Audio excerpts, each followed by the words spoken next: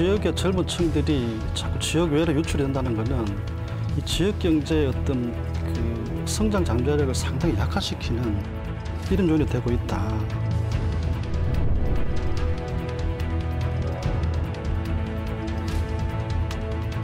인재 확보와 육성 비즈니스 환경의 정비만 부산이 잘 만들어준다면 충분히 가능성은 있다고 생각합니다.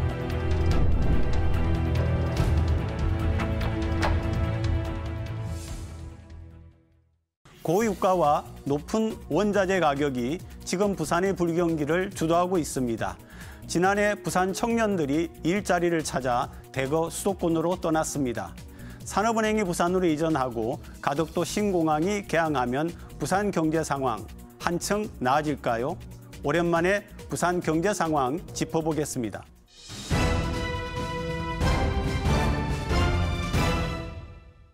나오신 분 소개합니다. 동아대학교 경영학과 양재호 교수 나오셨습니다.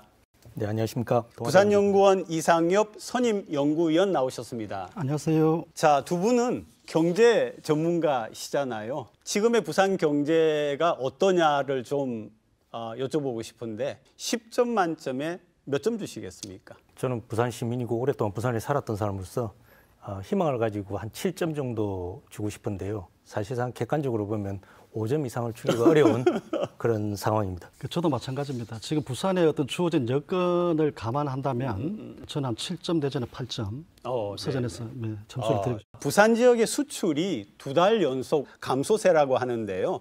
수출이 작년 대비해서 이렇게 어려운 거는 이게 이유가 뭐고 또 부산 경제가 이것 때문에 또 어려운 거 아닌가 그런 생각이 드는데 어떻게 생각하시는지 한번 여쭤보고 싶어요. 흔히 지금 매스컴에서도 많이 이야기하고 있는 뭐 고금리, 고물가, 고환율 이런 부분들 때문에 더 힘든 부분들이 있습니다. 가장 뭐 일례로 지금 가계부채 같은 게 GDP의 105% 수준입니다. 이 얘기는 뭘 얘기하냐면 가계에서 가외로 지출할 돈이 별로 없다는 얘기도 됩니다. 근데 이게 더 많아지려면 부산 같은 지역은 수출입에 대해서 훨씬 더 우리가 지표가 더 좋아져야 된다라고 생각합니다. 지금 조금 나빠진 거는 2023년 작년도 코로나가 끝나면서 이게 회복된 부분이 기저효과가 있기 때문에 조금 더 낮게 나오지 않나라는 생각도 해봅니다. 예, 저는 좀 구조적인 측면에서 좀 말씀을 드리고 싶은데요. 부산의 어떤 그 산업 구조를 몇 가지 좀 특징질 수 있습니다. 네. 전통 제조업, 뭐 섬유, 신발, 뭐 기계, 금속 가옥 같은 이런 비중이 높고 서비스 같은 경우에는 그 도소매 숙박 음식점업 그 대표적인 그 대면 서비스업이죠.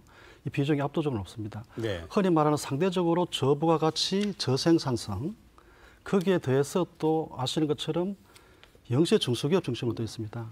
그래서 산업 구조가 취약하다 보니까 이게 결국에는 지역의 경제 성장에 좀 부정적 효과를 가져올 수밖에 없는 그 실제로 10년간의 통계를 보더라도 2014년, 15년 두 해를 제외하고는 매년 부산의 경제 성장률이 전국보다 낮습니다. 네. 특히 또 하나 좀 유의해 볼 부분이 1, 2%의 성장률을 계속 지속하고 있다는 부분이죠.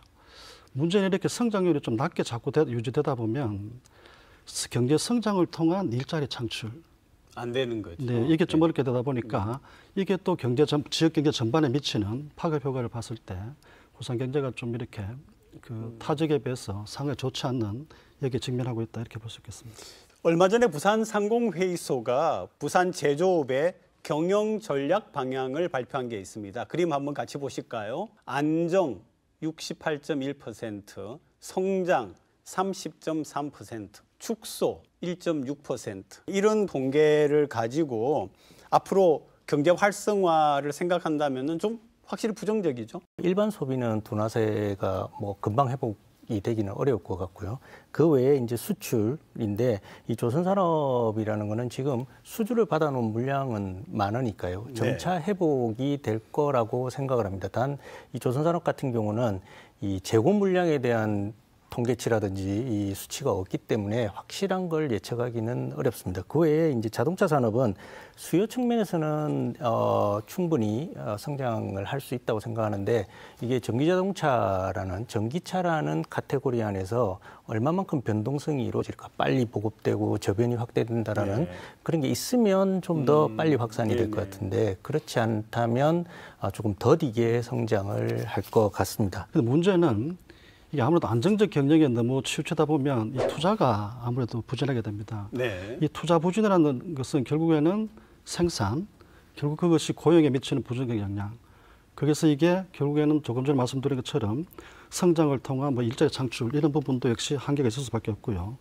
문제는 당장의 지금의 어떤 위기 국면을 극복한다 치더라도 미래에 대한 투자가 지금 절실한 게 지금 지역의 제조업체들이라고 볼 수 있는데 특히 친환경 어떤 그 패러다임 전환에 대한 어떤 적응력을 키운다든지 이런 부분에 투자가 없다 보면 이 지금 당장의 위기 극복뿐만 아니라 조금의 좀 장래를 봤을 때도 지역 제조업 어떤 경쟁력 확보에는 좀 좋지 않은 영향을 미칠 수밖에 없다 이렇게 볼 수 있을 것 같습니다. 그리고 또 하나 관련된 그림이 있습니다. 뭐냐면은 리스크, 즉 위험 요인에 대한 건데요. 고유가 및 고원자재 가격이 44.4%고요. 고금리 자금 조달이 26.1%고요. 전쟁 등 돌발 해외 변수가 16.1%고 수출 부진 장기화가 5.6%, 고환율 외환 리스크가 4.8%, 기타가 이렇게 나오는데 이번에는 이거하고 부산 경제를 좀 연관지어 삼은 설명을 이 박사님께 먼저 부탁드립니다. 고유가 고원자재 네네. 가격 이 부분이 직접적으로 지역의 제조업체들에도 미치는 영향이 상당히 큽니다. 원가 부담으로 오는데 중소기업에 국한해서 보게 된다면 지역에는 조금 전에 말씀드린 것처럼 중소기업의 비중이 높은 상황에서 최근에 그 납품 단가 연동제가 실시된다고 하지만 이것을 가격에 납품 단가에 증가시키기가 실질적으로 상당히 좀 어려운 상황입니다. 네. 그러다 보니까 지역의 제조업체들의 어떤 그 업황 개선은 여전히 힘들 수밖에 없을 것 같고 그리고 지금 나오는 고금리 고물가는 결국에는 소비 부진 소비 심리 위축 이것이 지역에 많은 비중을 차고자 하고 있는 소상공인 자영업자들의 어떤 그 경기 회복에 좀 걸림돌로 작용할 가능성이 높다고 볼 수 있겠습니다. 저는 이제 투자냐 유지냐 이런 부분의 철수냐라는 부분을 따지면 저희는 이미 코로나라는 초저성장의 시대를 경험했습니다. 네. 그럴 때도 투자를 한 기업들은 지금 그 투자가 밑거름이 돼서 성장을 하고 있는 걸 우리는 충분히 많은 케이스로 알고 있습니다. 그래서 지금 이럴 때일수록 우리 부산 주변의 중소기업들도 성장 트렌드에 맞게끔 부품을 개발한다든지 미리 준비하는 시기가 된다면 꼭 안정이 아니라 투자의 개념도 충분히 가능성은 있다고 생각을 합니다. 또 부산 경제의 문제점 중에 하나가 인구 유출이 아닌가 생각을 하는데요. 지난해 부산 인구 순 유출을 한번 보시면요. 전국으로 부산에서 11,954명이 빠져나갔습니다. 그리고 그중에서 서울과 경기로 빠져나간 인구가 이 전체 유출 인구 중에서 92.6%가 서울과 수도권으로 빠져나갔습니다. 이렇게 젊은 층이 빠져나간 거는 결국 부산에 일자리 혹은 양질의 일자리가 없다는 그런 얘기죠. 네, 맞습니다. MZ세대들이 흔히 원하는 이런 직업군은 IT, ICT, 그다음에 서비스업 중에서도 이제 근무 여건이 좋은 서비스 환경의 근무 여건을 원하고 있는데요. 사실 부산은 조금 더 늦게 대처한 탓에 이런 IT나 이런 부분들의 대기업이라든지 중견기업이 잘 형성이 되어 있지 못합니다. 그러면 이제 저희는 이 학생들이나 졸업생들을 어디로 보내야 되느냐? 제조, 일반 제조 정도로 이제 가야 하는데 이 상황은 이 졸업생들이나 취업 대상자들에게는 그렇게 유쾌한 상황은 아닙니다. 근데 반대로 이런 잠재 취업자들이 서울로 수도권으로 간다고 하더라도 지금 고용노동청 통계를 보면 청년 고용률은 46.5% 정도입니다. 전국적으로. 네. 모든 사람들이 다 가서 취업을 하는 건 아닌데 왜 가느냐라는 것들 생각해 보면 이제 불안, 양질의 일자리가 별로 없다라는 게 큰 이유인 것 같습니다. 전쟁이 한 가지 좀 더 덧붙여서 문제는 지금 지역의 젊은 층들이 자꾸 지역 외로 유출이 된다는 것은 이 지역 경제의 어떤 그 성장 잠재력을 상당히 약화시키는 네네. 이런 요인이 되고 있다. 그 지금 부산이 그 2017년부터 그 생산 가능 인구가 감소를 하고 있습니다. 네. 그런데 거기에 대해서 청년층들의 어떤 유출이 특히 더 많이 일어난다. 그 지금 말씀드린 것처럼 부산의 어떤 저부가 가치 산업 구조를 고부가 가치로 바꾸기 위해서도 그런 지역에서 배출된 인재들, 고학력 젊은 층들이 필요한데 이런 젊은 층들의 어떤 역의 유출은 지역의 어떤 산업 구조 고도화에도 걸림돌이 될 것이고 네. 나중에 이야기가 나오겠습니다만 어떤 혁신적 창업에 그 이뤄내는 그 인적 자원으로서도 충분한 활용 가치가 있는데 그런 측면에서도 좀 좋지 않은 영향을 미칠 수밖에 없다. 이렇게 생각할 수 있을 것 같습니다.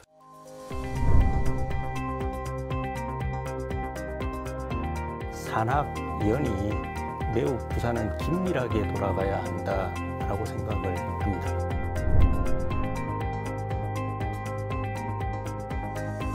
혹여 인천으로 가져올 어떤 물류 이 캐파를 부산을 뺏기는 거 아닌가.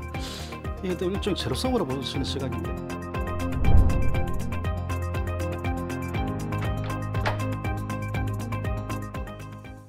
정부가 사실은 작년 한 해 동안에 지역을 살리기 위해서 글로컬 대학이라고 하는 그런 사업도 해서 재정 지원도 하고요. 또 반도체학과 신설도 지역에다가 하고 그랬는데 부산 지역 같은 경우에 입시 상황이 상당히 좋지가 않거든요. 자, 올해 입시에 미달된 학과를 이야기를 하고 있는데요. 부산이 15군데로 나와 있습니다. 정원 미달, 이유와 원인 어떻게 보세요? 우선은 왜 이런 문제가 생겼느냐라는 거는 학력 인구의 감소입니다. 기본적으로 저출생률이겠죠. 그다음 대학의 숫자가 너무 많다가 아니고 특성화되어 있는 대학들이 작다라는 겁니다. 지금 글로컬 대학도 30개를 뽑아서 연 5년간 1,000억을 준다고 지금 지원해 준다고 하기 때문에 대학마다 지금 거기에 사활을 걸고 있는데요. 그 가장 핵심은 뭐냐면 특성화되어라라는 이 얘기입니다. 지금 지원자 수가 계속 감소하고 얼마나 감소했느냐라고 말씀드리면요. 2020년에서 2024년 사이에 이제 47만 명 정도에서 2025년이 되면 37만 명 수준으로 계속 줄어서 이게 2031년까지 유지기로 갑니다. 그럼 5년 동안 37만 명이라는 인구를 가지면 이 인구는 대입 정원에 한참 여유가 생기는 겁니다. 그럼 누군가는 미달이 된다라는 얘기거든요. 그래서 가장 중요한 거는 이 인구들이 내가 원하는, 내가 하고 싶은 공부, 내 아이의 미래를 위해서 투자할 수 있는 대학을 만들어줘야 한다라는 겁니다. 글로컬 대학에 성공할 수 있는 부분은 결국에는 지역의 산업과 인력 양성의 어떤 이 메커니즘이 같이 가야 된다. 산업 육성과 인력 양성은 절대 별개로 놓을 수 있는 게 아닙니다. 예를 들어 좋은 애가 지금 SK가 되겠는데 구미가 그렇게 온갖 인센티브를 다 제시를 했지만 SK는 인센티브 하나 제시하는 용인으로 그냥 자연스럽게 가버립니다. 지역에 그만한 인재도 없는 거예요. 물론 인프라나 이런 네트워크도 없지만 그렇기 때문에 지역의 어떤 그런 사람 육성 정책을 하나 미래 비전을 만든다면 거기에 걸맞는 특화된 교육 프로그램 이런 쪽으로 좀 무장된 지역의 경쟁력 있는 거점 대학이 좀 육성돼야 될 그런 당위성이 있다 이렇게 볼 수 있겠습니다. 그리고 이제 그 부산의 기업을 보면은 소위 말하는 100대 기업은 부산에 하나도 없는 걸로 지금 나타나고 있거든요. 그러면 우리가 흔히 그 서울과 부산을 도쿄와 오사카에 그렇게 비유를 하는데요. 우리 부산에는 100대 기업에 해당하는 기업이 하나도 없다. 그럼 오사카도 그런 기업이 없이 도쿄 중심입니까? 그렇진 않습니다. 오사카 같은 경우는 이미 동경 1극화라는 우리로 말하면 수도권 집중화 때문에 서울 집중화 때문에 이미 일본은 20년, 30년 전부터 지방 균형 발전을 생각하고 실행을 하고 있습니다. 그래서 기업들이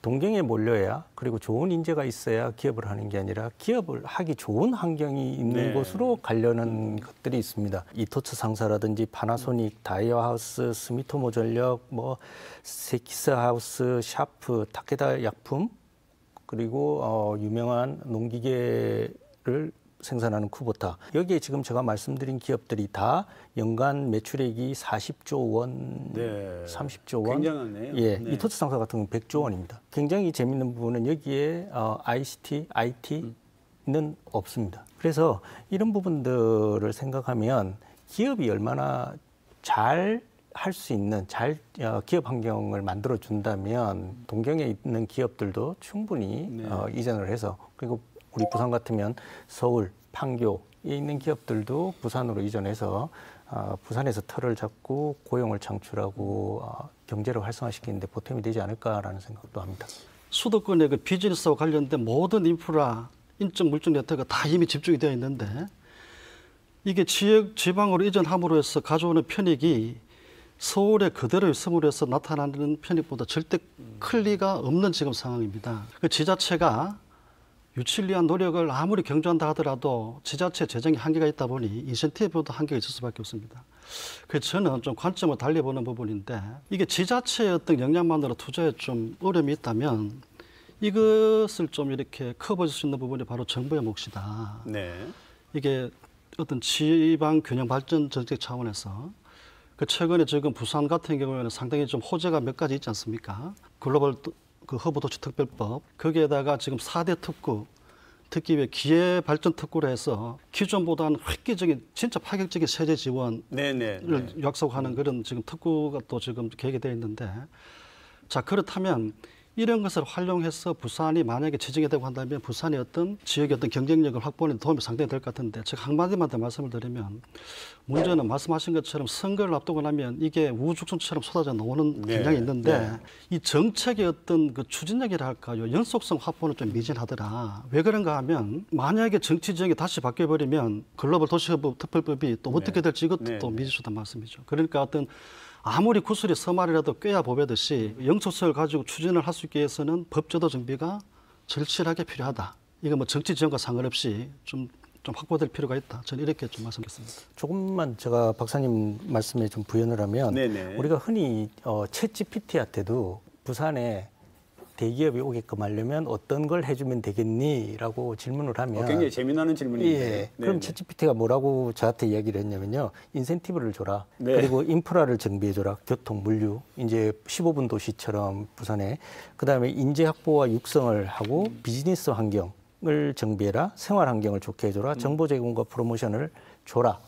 라고 얘기하는데요. 제 생각에는 6가지 내용 중에 인재 확보와 육성, 비즈니스 환경의 정비만 부산이 잘 만들어준다면 충분히 가능성은 있다고 생각합니다. 이미 부산은 젊은 층의 삶의 만족도가 굉장히 높은 도시입니다. 그렇죠. 예, 그래서 대학이 좋은 인재를 배출해서 사회에 내보내는 역할을 하고요. 비즈니스 환경 같은 경우는 이제 어떤 일을 이야기하냐면 이제 산업 클러스터입니다. 즉 혼자만 잘난 기업이 하나가 있는 게 아니라 이 기업을 같이 공생할 수 있는 다른 자그마한 기업들도 굉장히 밀접하게 네트워크를 만들고 있어야 한다는 게 매우 중요한 거라고 생각합니다. 여러 다른 도시에서도 이런 사례는 많이 있고요. 그러려면 저는 대학에 있는 입장에서는 산학연이 매우 부산은 긴밀하게 돌아가야 한다라고 생각을 합니다. 네, 그리고 또 우리가 하나 반드시 짚어야 되는 부분이 아마 문현동 국제금융단지가 아닌가 싶습니다. 사실 부산 시민들이 굉장히 오래전부터 이야기를 들었는데 제대로 진척되는 게 하나도 없다. 그리고 과연 외국의 금융기관은 들어와 있는 게 맞나? 하나 있다고 얘기는 하지만은 활용이 거의 안 된다. 저 건물이 지금 비어 있다 이런 얘기를 하는데 어떻습니까? 그리고 왜 그렇습니까? 2009년도죠. 부산의 어떤 그 해양 파생사무 특화 금융단지로 이제 키우겠다 해서 지정을 했는데 그동안에 좀 가시적인 성과라고 할까요? 좀 일정 부분 있었죠. 그죠?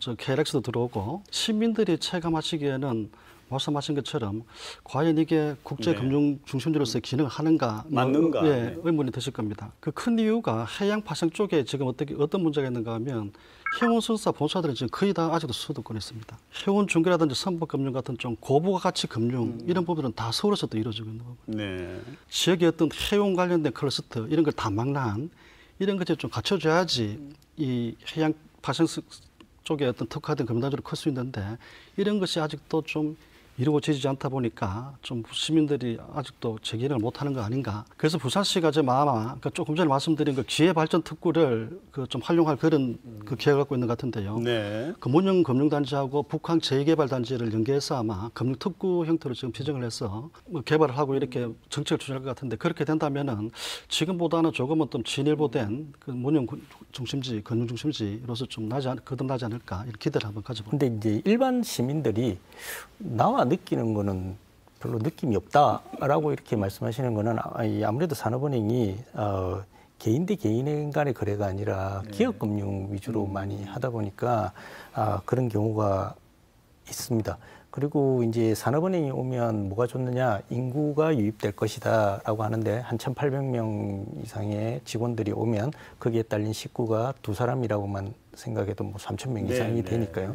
그것도 인구 유입이라고 생각하는데 저는 이제 대학에 있는 입장에서 욕심을 낸다면 산업은행이 가지고 있는 스타트업 플랫폼이 있습니다. 부산에서 그 얘기 많이 하더라고요. 네. 아까 말씀하셨듯이 왜 우리는 이런 산업 구조를 가지고 빨리 고부가 같이 아니면 IT나 이런 제조업과 연결을 못 시켰냐라고 하는 거는 결국은 대학과 행정과 그리고 기업이 다 따로따로 지냈기 때문에 그렇다고 생각합니다. 예를 들어서 부산이 신발 산업으로 뭐 한때 성공했던 거는 뭐 누구나 다 알고 있는 이야기입니다. 네. 근데 요즘 신발이 어떤 신발이 생기냐면 바이탈을 체크할 수 있는 것도 생기고요. 거의 다 IT라든지 빅데이터를 모을 수 있는 것들도 포함되어 있거든요.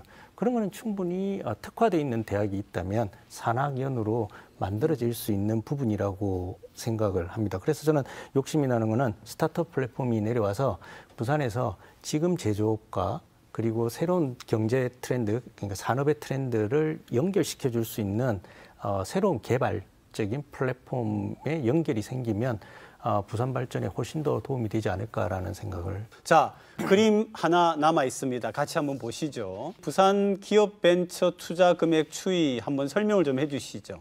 그것은 그래프입니다. 2022년 기준 73.1%가 지금 수도권에 집중됐습니다. 반면에 부산은 그 비중이 2.0% 정도 수준에 지나지 않습니다. 네. 우리가 이게 기술이나 지식 기반 젊은 층들의 혁신형 창업 이것이 이때까지 지금껏 말씀드렸던 어떤 산업 구조 고도화, 뭐 젊은 층의 어떤 이체 유출 이런 부분을 최소화할 수 있는 좀 유용한 기제가 될 수 있는데 문제는 이러한 혁신형 창업 기업들이 스타트업을 벗어나서 좀 덩치를 키우고 이래 본격적으로 좀 성장을 하는 스케일업에 가려면 가장 필요한 부분이 바로 저는 민간 투자 부분인데 유감스럽게도 이 역시도 지금 수도권에 다 집중이 되어 있다 보니 부산의 어떤 혁신형 창업이 그 스타트업이 클 수 있는 그런 여력에 좀 한계 직면하고 있다. 이렇게 좀 볼 수 있을 것 같습니다. 시청자분들, 우리 부산 시민들께서 궁금한 게 아마 이 마지막 질문이 아닐까 싶습니다. 부산 경제 그러면 언제쯤 바닥을 치고 상승을 할 건가? 저는 빨리 했으면 좋겠습니다. 근데 예. 일단 올 하반기를 지나야 할 거라고 생각합니다. 예, 아무래도 뭐 글로벌 경기뿐만 아니라 또 내수도 영향을 많이 받는 이 부산의 어떤 산업구조 특징상 지금 전국이 지금 올해도 상저 하중을 지금 얘기하고 있는데 부산이 상저 하중이 되면 교수님 말씀처럼 좀 복경적인 경기가 회복되기 위해서는 내년 또 이후에 좀 이게 좀 기대하는 것이 적절하지 않는가 이렇게 판단하고 있습니다. 두 분 말씀 오늘 고맙습니다. 네, 고맙습니다.